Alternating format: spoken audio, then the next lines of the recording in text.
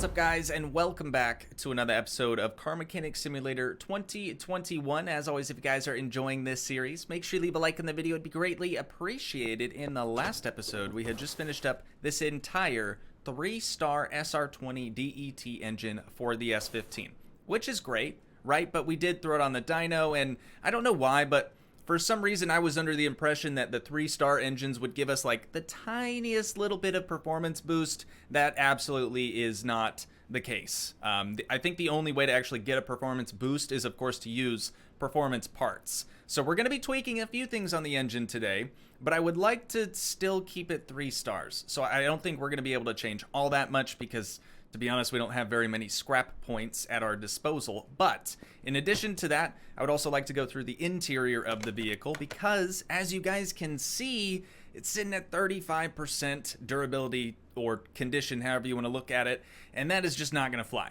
Absolutely not going to fly. The only thing that the 3-star engine did for us is gave us a boost in the value of the overall car, which is awesome, except for the fact that we're not selling it. The end goal with this thing is that I wanted a street car. I wanted something that we could drive around the track, not necessarily be the fastest car we have, but I just wanted a nice get around town vehicle, you know, something we can thrash on the weekends, but also still take to the grocery store if need be. So we got a few supporting mods going to be installed today. We got the interior going to get gone through. Luckily, it's just a bench seat, 2 captain's chairs, and then a steering wheel. Actually, I don't think we don't even have a steering wheel. So yeah, we got to get one of those first mostly. But in addition to both of those things, I would also like to go through the underside of this thing. Because if we throw her up on the hoist here, you'll notice everything underneath here is pretty gross still. Even like the exhaust, which I'm sure is probably why we didn't do so hot in the dyno. In addition to that, we have things like the ECU that are pretty shot. Suspension is basically rusted out completely, and there's a lot, right? There's a lot. So I want to go through all of that, make sure we take as many things as we can over to the paint shop, get a nice coat of probably black on it just to make it look nice and sleek.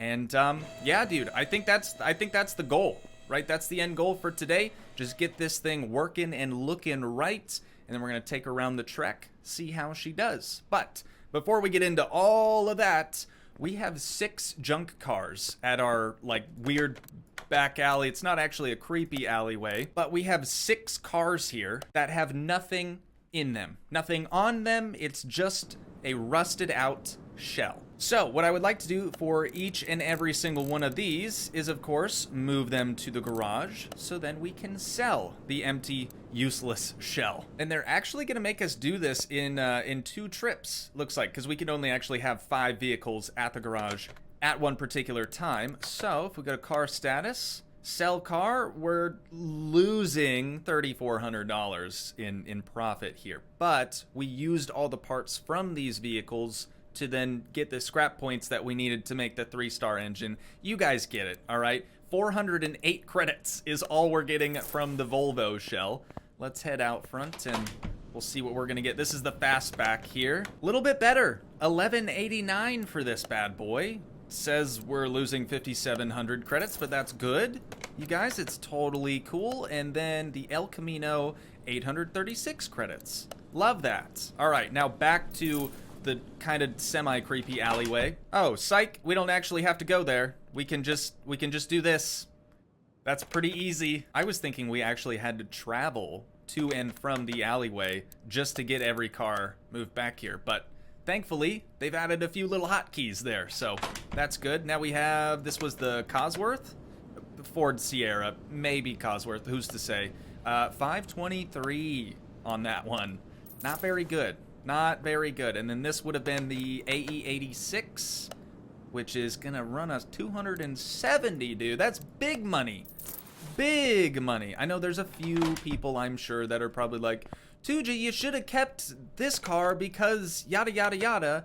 We can always buy them again. You know, these were pretty cheap. They were junkyard cars after all. So I think I spent 16 grand on all 6 of them. So that's pretty good, right? 6 cars for 16 G's.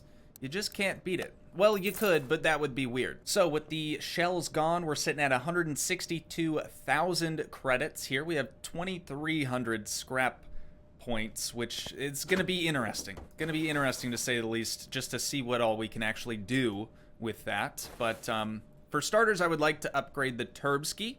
I would then also like to upgrade the ignition coils, the fuel rail, the spark plugs, the throttle body.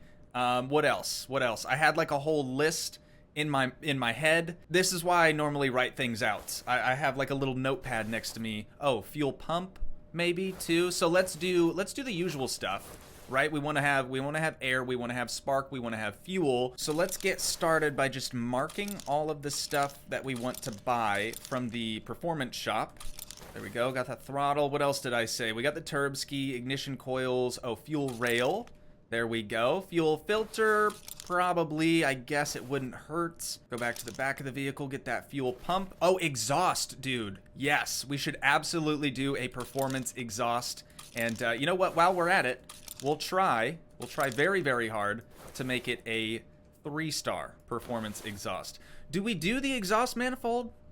I feel like if we do the exhaust manifold, we'd also have to do the intake side as well, just to be fair to the manifolds, right? Oh god, this is getting expensive now, dude. Getting expensive. There is absolutely no way we're gonna have enough scrap points to make all this stuff happen, but I'm gonna try, dude. I'm gonna try. Worst case, we have to go to the junkyard again, get another junk car just so we can, you know, part it out, essentially. Okay, after all is said and done, it turns out they don't actually have a performance intake manifold. Kind of surprising, because in the, like, aftermarket, in the real world aftermarket scene, they've got tons of aftermarket intake manifolds for the SR20. So kind of strange there. Don't really understand why that is, but since we can't do the intake side, I'm also not going to do the exhaust side. I did already buy one because it was in the list before the intake. We're just going to turn right around and sell it back to whoever we just bought it from. Next, we're going to run just across the street here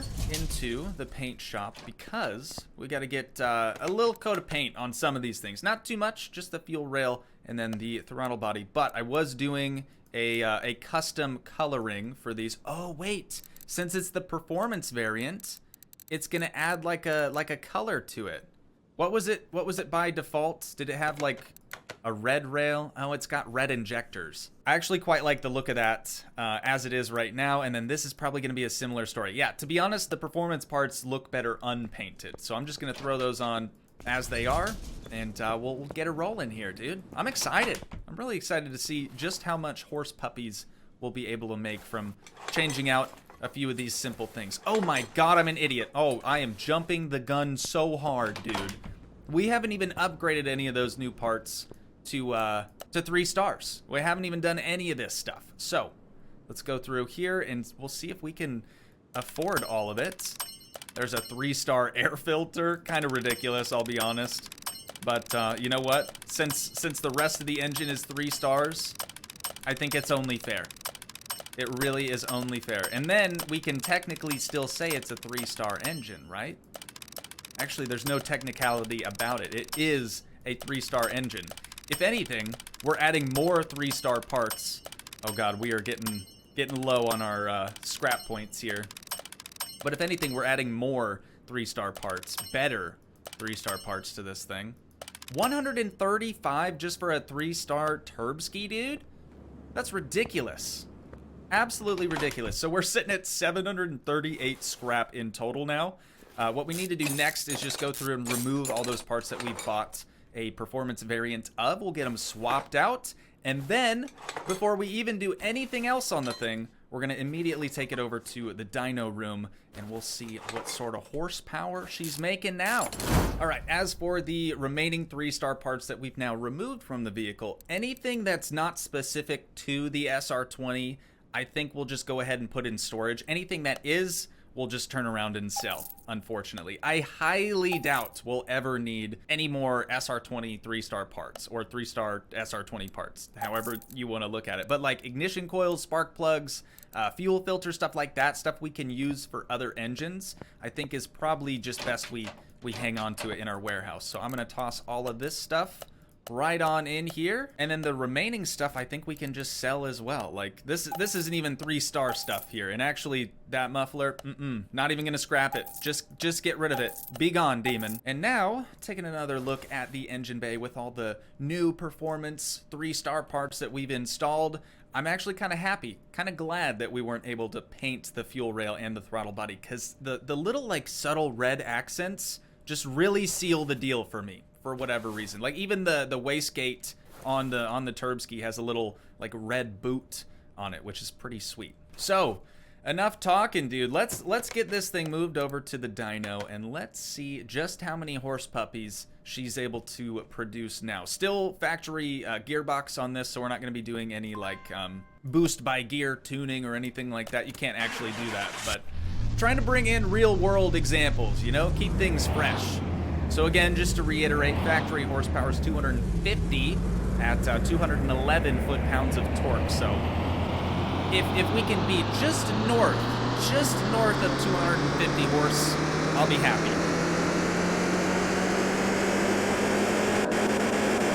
Odds are it's going to be way more than what I wanted. Oh, that's actually really good. That's actually really good. 310 horsepower, 257 foot-pounds of torque. That's a gain of 60 horse and a gain of 46 foot-pounds of torque, dude. That's nuts. Like that's exactly what I was after. That is the perfect horsepower for a street car, S15 in particular. Now that we've got the car moved outside, we can really take a look at this interior, dude. It is dusty. And I don't mean like it's got a layer of dust on it. I just mean like it's gross. It has definitely seen better days. And we don't even have a steering wheel. We still have to buy a freaking steering wheel for this thing. So let's go ahead and exit the car. We'll enter into interior disassembly mode. We'll get the, oh, I guess we probably should have marked that first, come to think of it. Oh my god, dude, this menu is the worst. The interior assembly and disassembly mode. I just get really confused for some reason every time we enter into it. But there we go. We've got the original interior now yoinked out of the thing, so we're gonna head over to the interior shop, of course, so we can get 2 new seats. Oh, they're not left and right. I was thinking we'd have to buy a left and a right seat. That's why it doesn't matter. Doesn't matter. Look at the Sylvia wheel though, dude. We haven't even seen that thing yet. And last but not least, the bench seat for the rear. No one, and I mean no one, is gonna be fitting in the back of this thing. It's got more leg room than most coupes, I feel like, but I wouldn't be too comfortable back there. I definitely wouldn't put grandma back there, that's for sure. But there we go, dude. Let's hop in, take a peek around now. Look at that steering wheel. Oh, it's got like red stitching on it too. Love that, dude. Love that. All right, I've had my fun now with the interior. Let's just make sure we'll triple check 100%. I know you guys can't see that. 100% interior condition. And now all that's left is the 59% condition overall, like global parts for the thing. But when we bring this vehicle back into Car Lifter A, we're going to be tackling the underside next. So hopefully that'll take care of all of that. But I'm going to go through and just rip everything out that we want to change, and see you guys here in a sec.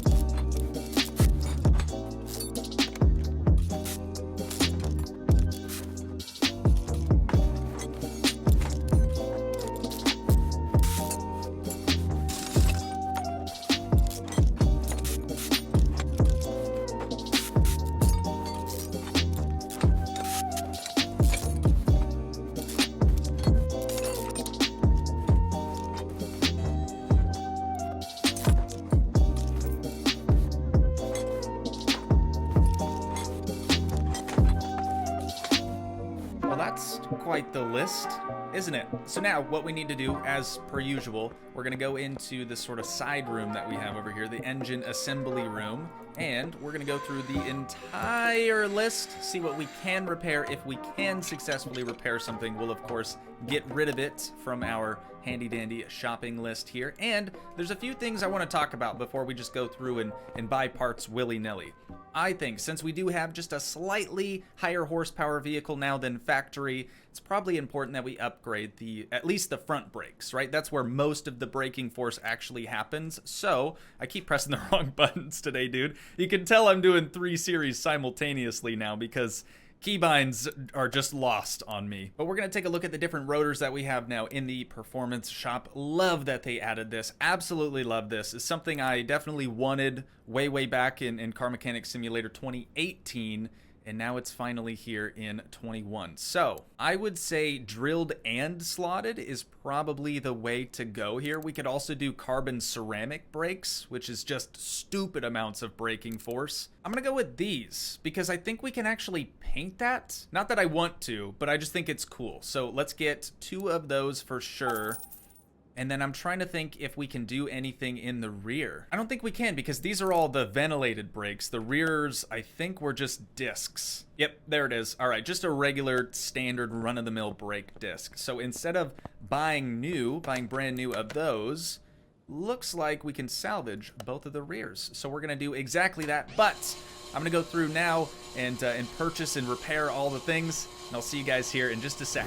All right, well, we were able to salvage quite a few parts. Not everything, but most everything. So all we're left now is this little list here. Should be fairly straightforward. Most of it is actually relays because I completely forgot that I just kind of plugged in whatever relays we had laying around, most of which were not in peak condition. So we're going to be replacing pretty much everything that just wasn't 100%. Let me just quickly make sure that we didn't leave something in here that isn't quite 100%. Air filter base. There it is. See, that's just another thing now. Hopefully that's the only one. Kind of annoying because we've taken the air filter apart like I don't even know how many times now. But there we go. We've got her marked. We've got her removed. I don't think that's something that we can actually repair. Is it? Can you repair? Oh, you can repair plastic. Okay. Yeah, plastic welding is a thing, I suppose. So that kind of makes sense. So now we have quite a few junk parts in here. I'm going to scrap pretty much everything that's not 100%. Obviously, we're not going to be using any of that stuff. And now all we have to do is just go through the entire list here and purchase everything we couldn't repair. Brand spanking new.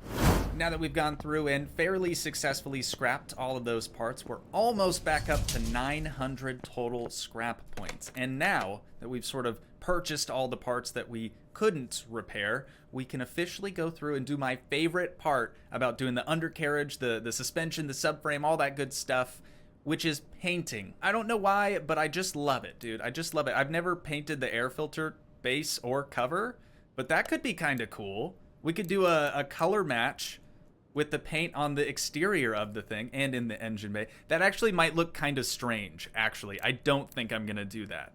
Although it's cool that it's there. Most of the time with all the plastic stuff, you can't actually paint any of it. But that's pretty neat.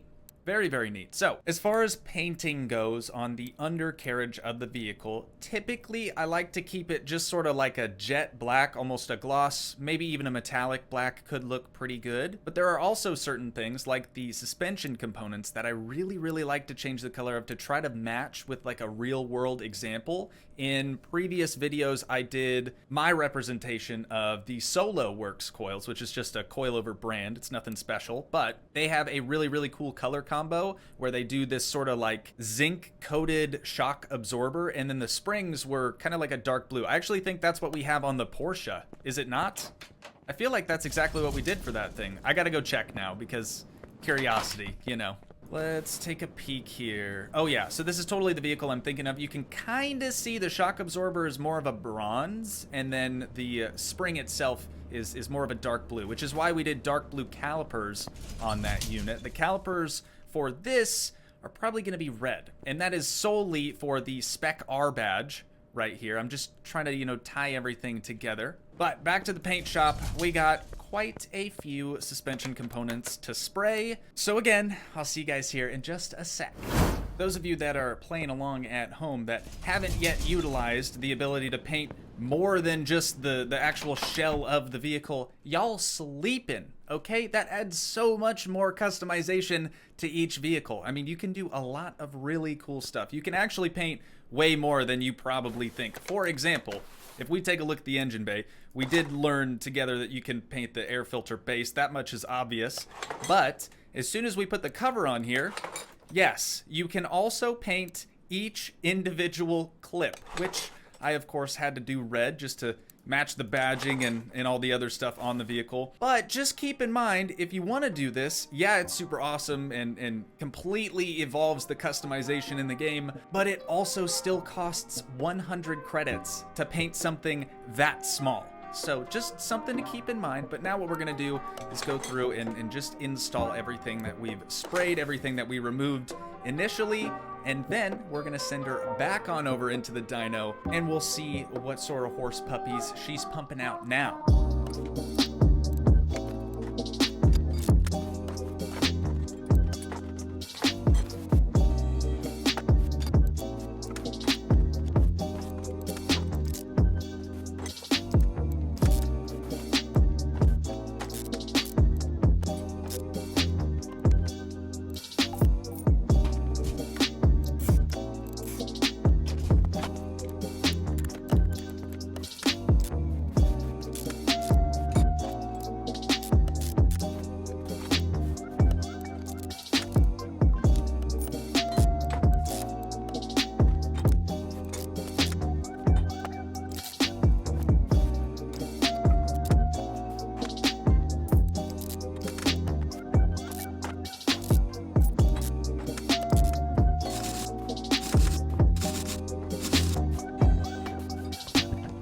Okay guys, the deed is officially done and this thing looks mint. It looks so much better than it did initially, and I also disabled the sort of like automatic zoom feature that it has. So like normally if you click on a part, it would sort of zoom you into that part. I've disabled that, so hopefully our time lapses look less like this and more just fixed camera, right? That's kind of the main idea behind a time lapse. But I'm so super excited to see how much power this thing makes. Probably more so like 350 horsepower now, but even then, dude, I'm okay with it. Totally okay with it. So let's go ahead and start the test. We'll see what she's making. Just beating the devil out of the rev limiter. Yeah, dude, 326. So that's 13 horsepower. No, I'm sorry, 16 horsepower gain. I was thinking we hit 313 before. So we were at 310. We're now at 326. So that is a 16 horsepower gain just from kind of finishing all the miscellaneous components that were kind of a little worse for wear from before. But let's take a quick look here. You can see on our conditions, everything is 100%. So we are officially ready to take this bad boy out to the track, dude. We're gonna see how she handles. Pretty pumped about this. All right, hold the phone for just a sec. Yep, as I expected, it is pretty off as far as the alignment is concerned. So I'm gonna tackle this really quick, and then we'll also do a very, very brief headlamp alignment, just because I don't think, yeah, that's been done for a few years, and then we'll hit the track. All right, it's time to see what this bad boy's got.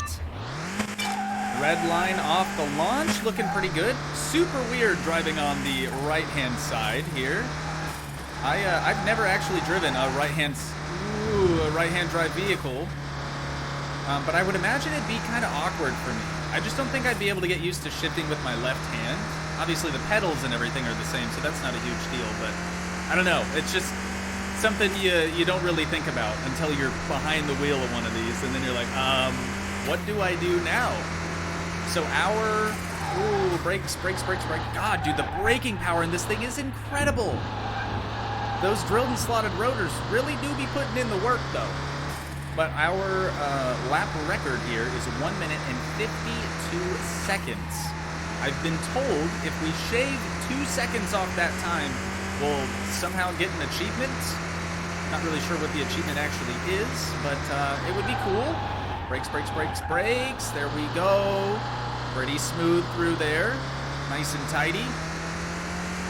All right, so we're gonna be doing 2 laps. Of course, we've started from a dig for this lap, and then the next lap will kind of be a roll through. This lap is not good. Not good, dude.